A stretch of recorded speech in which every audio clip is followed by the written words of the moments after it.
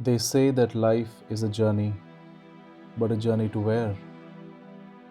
This is one question I've been asking myself for quite some time now, and the more I chase the answer, the more it slips away.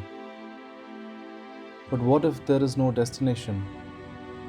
What if we've been running around something that was never meant to be reached?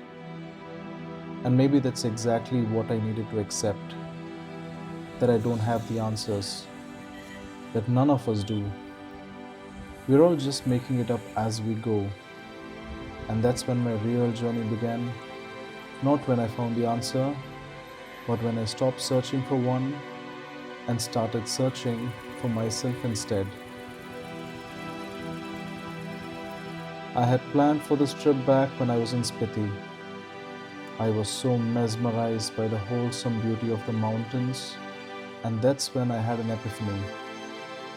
I have traveled up north so far to experience these mountains when I had something spectacular right where I was.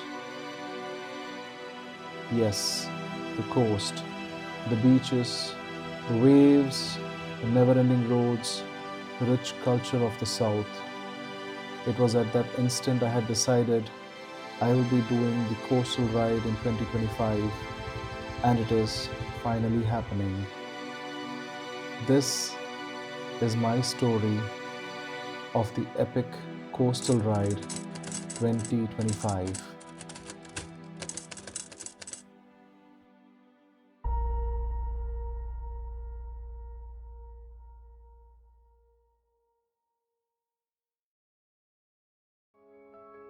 And finally, we are on our epic ride of the year, the Coastal Ride 2025. It's been almost a month since I have not been on any ride and just preparing and being excited for this one. In this ride, we will cover some iconic destinations, and we are starting from Bangalore to Goa and then to Murudeshwar, followed by Kannur, Cherai Beach, Kanyakumari, Rameshwaram and Dhanushkodi, Pondicherry, Mahabalipuram, and rounding back to Bangalore. It's estimated 3,200 kilometers of pure riding bliss across the coastal beauty of South India. As we start our ride, a humble request to all my viewers. These rides take a lot of effort, planning, and execution to bring you the best travel experience to watch and cherish. This is where your love and support will make a world of a difference for us. So please consider to like, share, and more importantly, subscribe to my channel. This will help take my stories to more people. Let's continue. As we ride into another breathtaking sunrise, the warm golden light spilling over the endless highway and open roads stretching out ahead of us, I can't help but feel deeply thankful to the Creator for this incredible opportunity to explore such wonderful, soul stirring places on two wheels. Every one of our stops has been a story in itself. The laid back, evergreen, cool vibe of Goa, Murdeshwara, where the world's second tallest Shiva statue stands majestically against the crashing waves, Kannur in Kerala with its pristine, uncrowded beach, and so on. This journey along South India's coastline has been a gift, one of diverse landscapes, warm people, ancient wonders, and the pure, unfiltered joy of the open road. Check out this windmill's blade. My god, it's so big.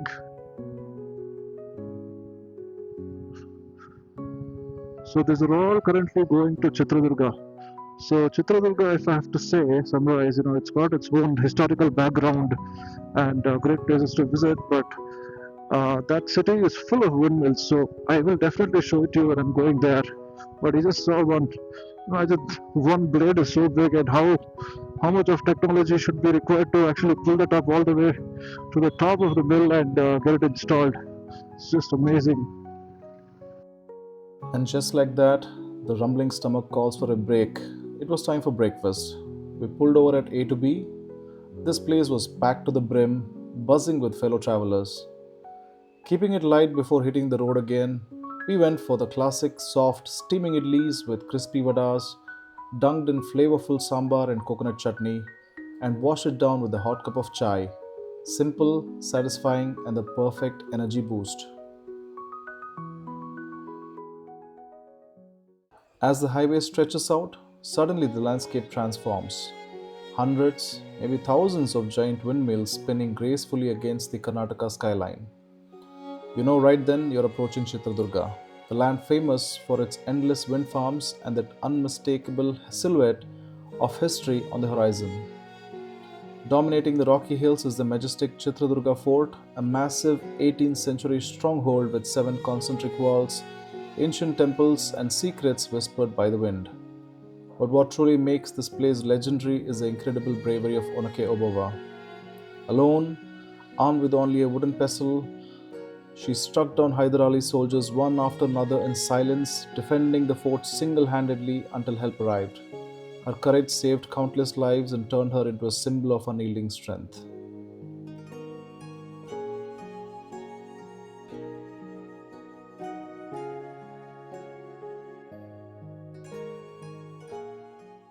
The road from Bangalore to Goa is a rider's paradise, flanked on both sides by vast expanses of farmlands stretching to the horizon. Endless open fields greet you at every turn, dotted with graceful windmills spinning lazily against the sky, while the superbly maintained highways make the journeys effortlessly smooth. What truly elevates the experience is the magic of the unexpected. Little surprises that pop up along the way, adding an irresistible charm to every kilometer of the ride.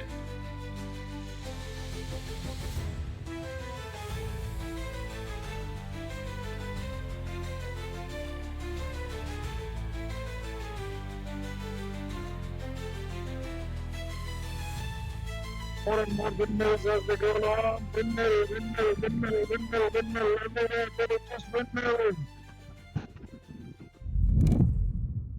And then, out of nowhere, we stumble upon this absolutely beautiful spot right by the highway. The kind of place that makes you hit the brakes without thinking twice. We pull over, park the bike, and just sit for a while. No rush, no agenda. Just relishing the scenery, letting the peace wash us over after all those miles. These are the moments that make road trips magical, the unexpected gems that remind you why we ride in the first place. Of course, I had to capture as much of this beauty as I could to share it with all of you. Hope you're feeling the serenity right now.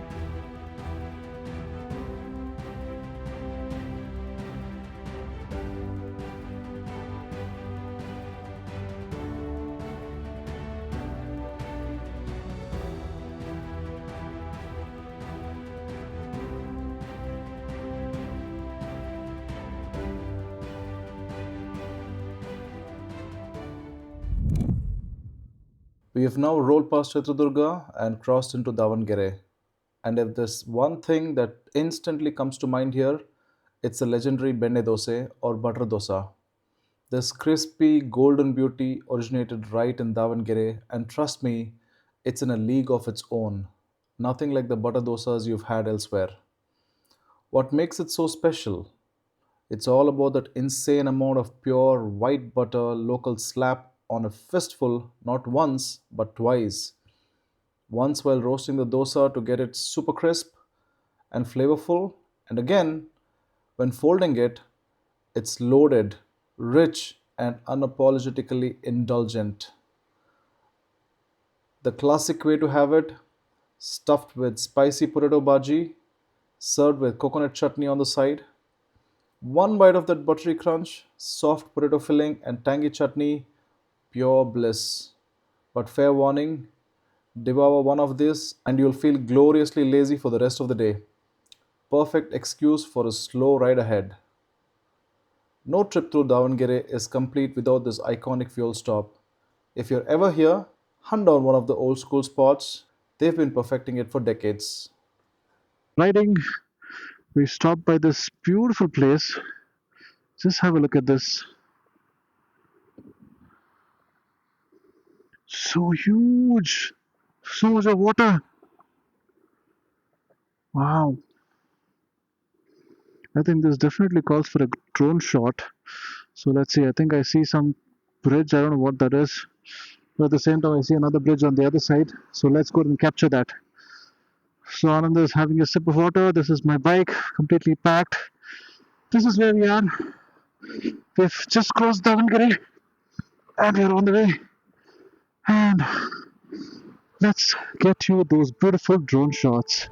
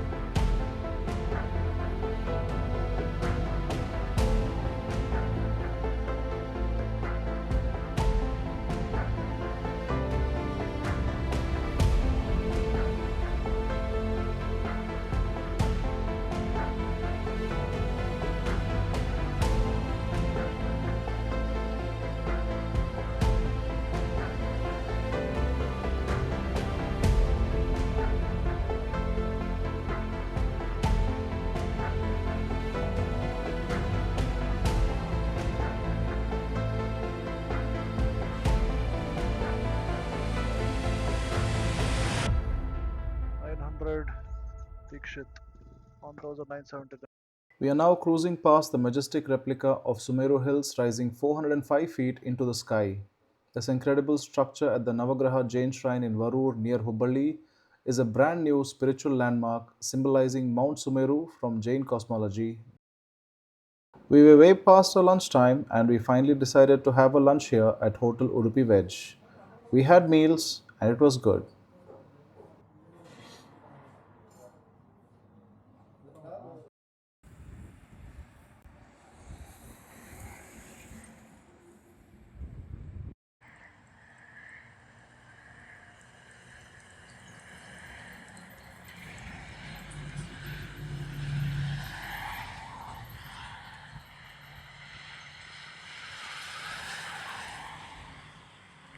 Time is 3:49 and we're still around 167 kilometers behind.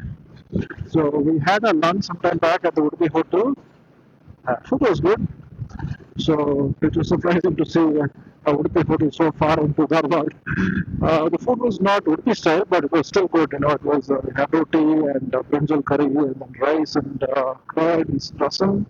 Food was pretty okay. So we had a good food. Now we are again pushing along. So though the distance is 160 odd, I think the overall right time is still around 3 hours 49 minutes. So I'm anticipating some either bad roads or narrow roads. I don't know what it is. I haven't looked at the maps accurately for this, but I still see there's a long ride still pending. So as you can see, the sun is almost about to not to set, but I think it's almost getting ready to exit for the day. And as of now, it's hitting right on the face, so making the ride a little difficult. But it's part and parcel of riding, so no complaints about it. So still enjoying. The roads are again good. We had a bit of bad patches back in Hubli to Dharwad road, but now from here to Belgaum looks like it's a little promising. So hopefully, yeah, Belgaum is another 55 kilometers. So hopefully, roads are going to be the same. I don't know what is causing the delay uh, of 3 hours 47 minutes. So we'll get to see as we go along. So that is it for now. We'll continue and see what lies ahead.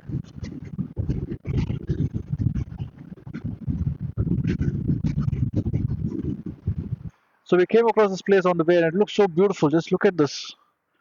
reflecting the sky. I think it's called the wild sugar cane. Yeah, actually, you can see the sugar cane in between.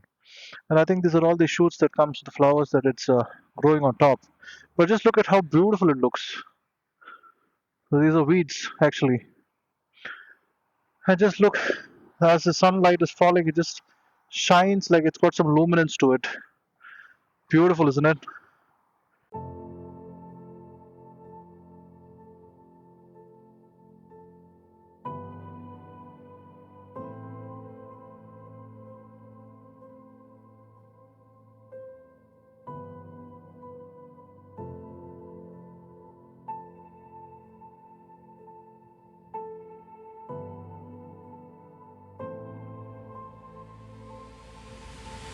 So we're now going on this narrow road, which is filled with wild sugar canes on both sides. There's not much traffic here, as you can notice. The roads are also pretty decent. And I think with these roads, we should still be able to make at least 40 to 50 kilometers per hour. Check out that beauty out there. So beautiful. Wow. So I think these are all farmlands. I thought it was actually grasslands, but looks like there is some farming that is being done here, and I think they're all sprouting right now. So it's got a beautiful green color to it. I don't know what kind of vegetables or grains they're growing here. Nothing on this side, but yeah, a lot on this side actually. Riding those narrow, twisting roads is every biker's ultimate dream. Each curve a thrilling invitation to lean in and feel the rush. Add to that the embrace of vibrant lush greenery and sweeping beautiful farmlands on either sides, and it's pure bliss. In moments like these, there's truly nothing more a rider could ask for.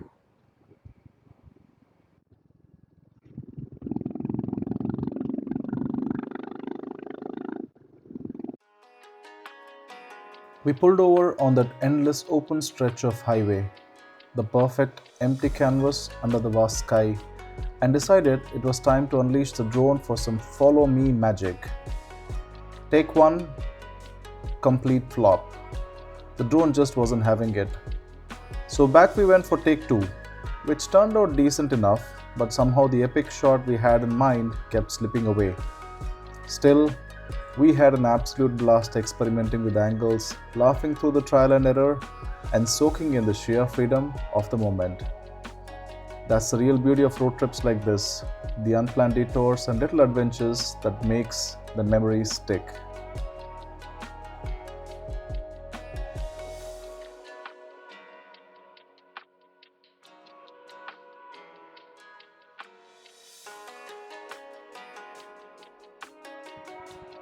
We are still around 80 kilometers away from our place of stay today in Banana Beach. And as you can see on the horizon, the sun is almost setting and it's got a beautiful orange coming up. And I think we still have around 2 hours more to go. As daylight surrendered to the deepening night, the road stretched ahead like an endless ribbon under the stars, and a quiet desperation crept in. We just wanted to reach our stay to finally rest. It had been a full day's ride, every muscle weary, our bodies gently pleading for a halt of hours of embracing the wind and the miles. Goa was all dressed up and ready to embrace us, and the holidays with open arms. The streets shimmered under a canopy of twinkling lights and vibrant decoration, turning the night into a magical spectacle that took our breath away. Just when we thought the long ride had finally ended, we realized we had punched in the wrong address. Frustration hit for a moment, but thankfully it was only 4 kilometers away, a minor detour in the grand scheme. We quickly reset the maps, fired up the bikes again, and pushed on toward our real welcome. The festival glow must have made even the mix up feel like part of the adventure. I think finally the Goa, the day one of our ride is finally coming to an end. And I think we'll have to go get freshed up a little bit, straight We have to go get dressed up. Then we're thinking of coming for a small walk to the city. Depends on what the idea is. But for now, this is what we are doing. We are almost there. We want to unpack and get off the saddle and rest. So let's see where we are. Okay, it should be on our right. So this is what it should be. Yeah, Shania Holidays. We are here. We are here. We are here. Awesome. We are finally here. We are finally here. Hi. Good morning, Goa. We rose with the first light, drawn irresistibly to the beach to greet the sunrise and soak in that unmistakable Goa vibe. The sky painted itself in hues of gold and pink over the gentle waves, the air fresh and alive with the promise of a new day. Oh, what pure pleasure it is to return to this paradise. Even if it's just for a fleeting day, the soul feels instantly recharged. Nothing beats starting a Goa morning like this. Barefoot on the sand, watching the sun emerge from the Arabian Sea. Oh, words just can't describe them.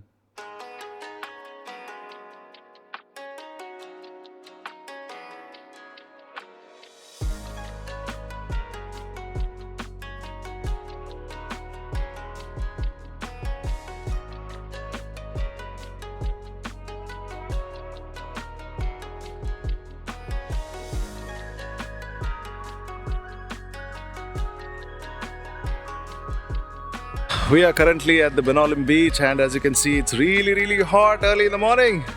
And we had a quick play at the beach, and then it's almost getting time for us to head to Murdeshwara. So we'll be going to have some breakfast. But this place is really lovely, and there are so many people already in the morning having a good time. You can check that out. Oh, the sand here is amazing. It's like really soft. It's one of those where you don't find a lot of greens, and even the waves are so mellow. It's not like too big. It's just enough to go and play there. So it was a lovely time here in Benolim, and I wish I could have stayed here for a few more days, but we've got a plan to stick to. And you can also see Anand here. He's busy taking some photos.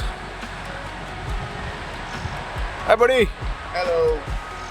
Okay, so now we're gonna go have breakfast and then get freshed for the day, for the ride, and we'll be heading off to Murdeshwara. So Benolim, it was a wonderful time, and we plan to come here some other day, another ride. So let's see how that goes. So this is Benolim, Goa. I love it. Listen, can you hear it? The mighty roar of the Arabian Sea as it crashes against the shores of Goa. Wild, untamed, alive. Wave after wave thunders in, shaking the earth beneath your feet, reminding you of nature's raw, unstoppable power. Yet, in the very next breath, those same waves soften, retreating like a lover's gentle touch, lapping softly at the sand, whispering secrets of peace and surrender. Here in the sacred dance of fury and calm, Goa holds you. The beach roars to awaken your soul, the waves caress to heal it, and the vibe, the cool, timeless Goa vibe, wraps around you like an endless embrace saying, stay, breathe, be free.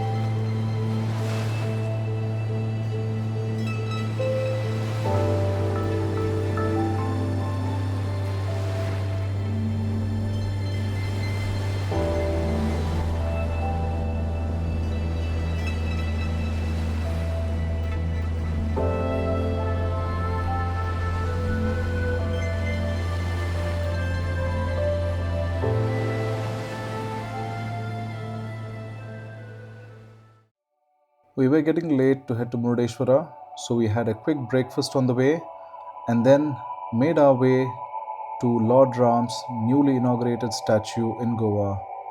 And by God, what a view it was! Truly blessed to be in that surrounding. And as you can see, the number of people who have flocked there to have a good look at Lord Ram, we were blessed to be in his presence. And with that, it was a wrap up for Goa, and we were heading next to the beautiful land of Murdeshwara. See you on the next one.